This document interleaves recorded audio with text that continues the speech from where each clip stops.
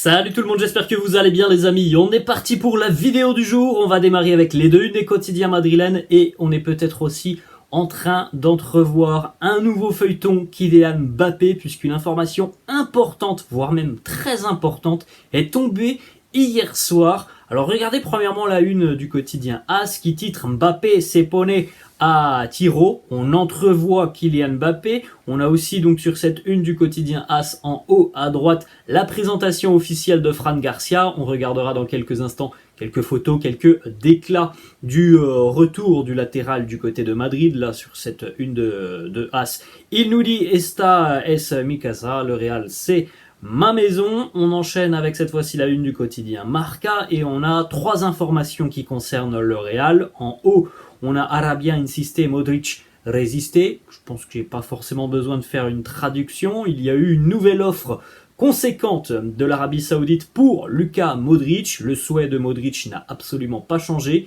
Il veut continuer au Real Madrid. Juste à côté du quotidien Marca et de la une de Marca, on retrouve à gauche Fran Garcia aussi, avec donc cette présentation officielle hier. Il y a eu deux bonnes nouvelles d'ailleurs pour Fran Garcia hier, on regardera ça dans quelques instants. Et puis donc la une principale qui est consacrée à Kylian Mbappé.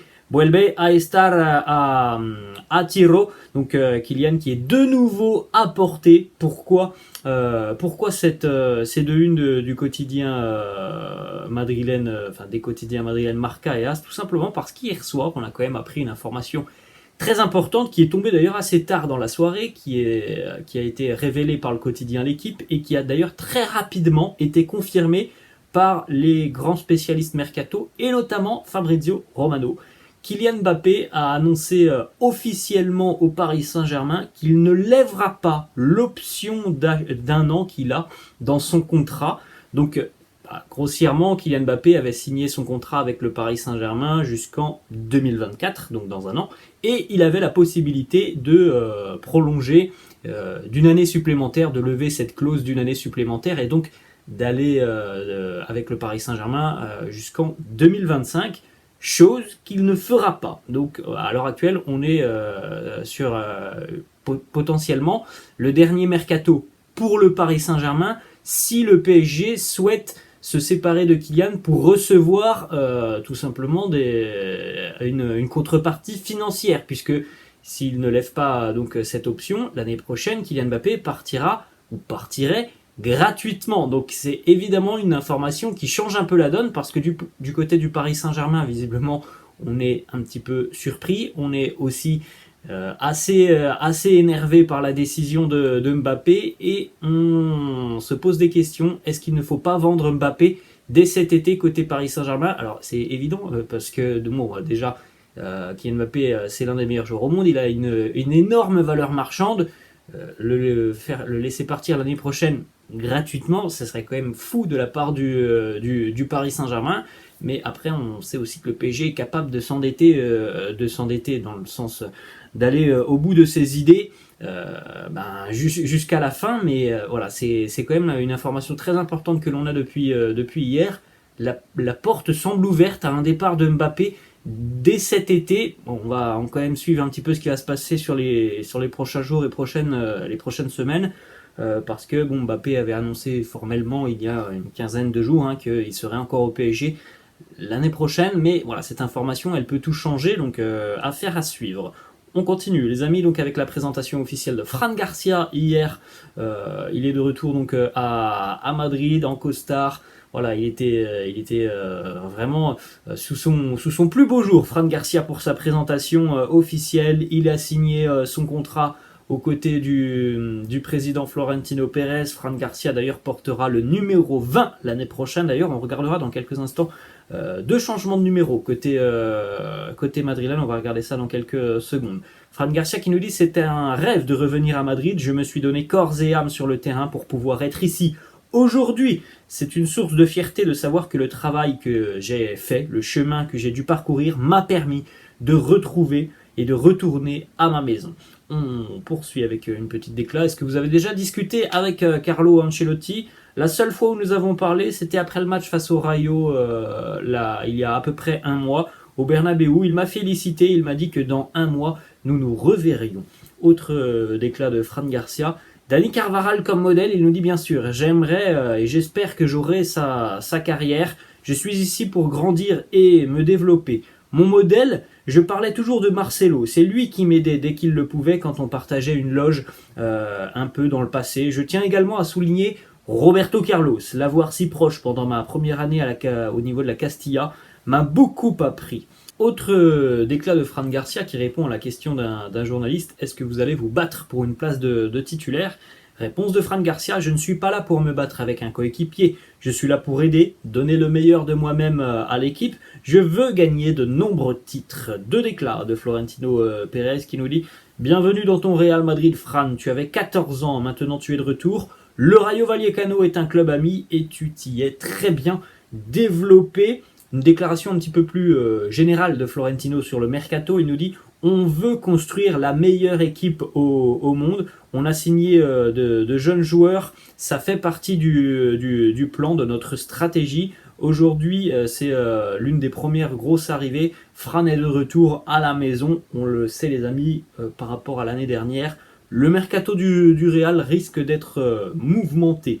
Et autre information qui concerne Fran Garcia, ça a été certainement une très très belle journée pour lui, puisque donc il a été présenté officiellement au Real. Et puis dans l'après-midi, il a aussi été appelé avec la sélection espagnole.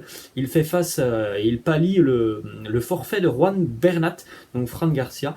Va disputer la Ligue des Nations avec l'Aurora espagnole. On enchaîne avec une information qui concerne Jude Bellingham.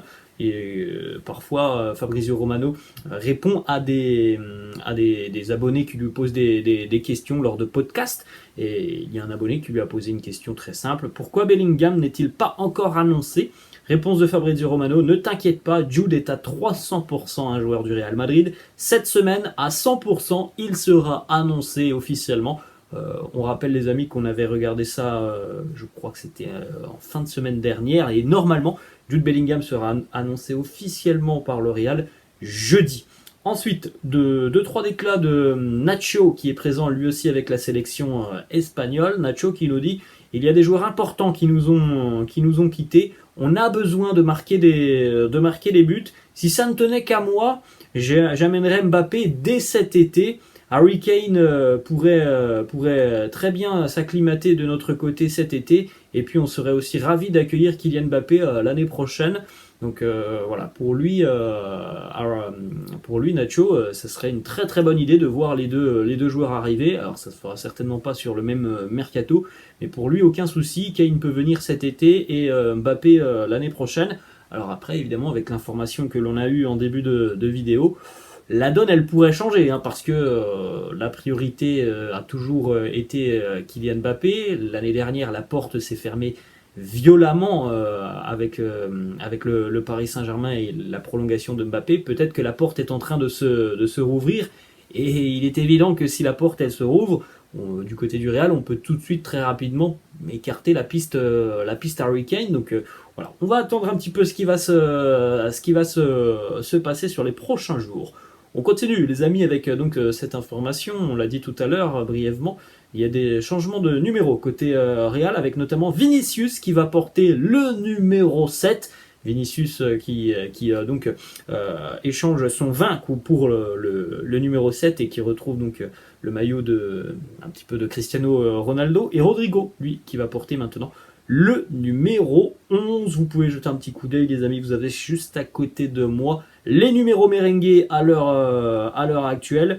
Il y en a certains qui ne sont pas encore pris, donc on verra si par exemple Bellingham pourrait être intéressé par un ou deux numéros qui sont dans cette liste. On va terminer, on a deux petites informations. Premièrement, hier avait eu un match amical entre l'Allemagne et l'Ukraine, score final 3-3. Antonio Rüdiger a joué l'intégralité de cette rencontre, il a d'ailleurs délivré une passe décisive pour l'une des cibles aussi du Real sur ce mercato, à savoir Kai Havertz. André Lunin, lui, n'a pas joué du côté de l'Ukraine. Et on termine avec une déclaration de Raoul, qui vient donc de réussir à qualifier la Castilla pour le prochain tour et pour affronter Eldens. Raoul nous parle de son avenir. Il nous dit, mon avenir, à la fin de la saison, on verra quelle est la meilleure solution. J'aimerais continuer encore et encore au Real Madrid, c'est là où je me sens heureux. Mais parfois, il se passe des choses dans le football et il faut prendre des décisions. Voilà. Bon, c'est une déclaration évidemment qui reste très évasive sur son avenir. Hein. On n'en sait guère plus sur l'avenir de Raoul, qui pourrait peut-être être tenté d'aller prendre une équipe première dans quelques semaines. Voilà les amis, la fin de cette vidéo. J'espère que ça vous a plu. N'hésitez pas comme d'habitude à lâcher un petit pouce bleu. N'hésitez pas non plus à vous abonner à la chaîne. Je vous laisse les amis. Je vous dis à la prochaine. Ciao.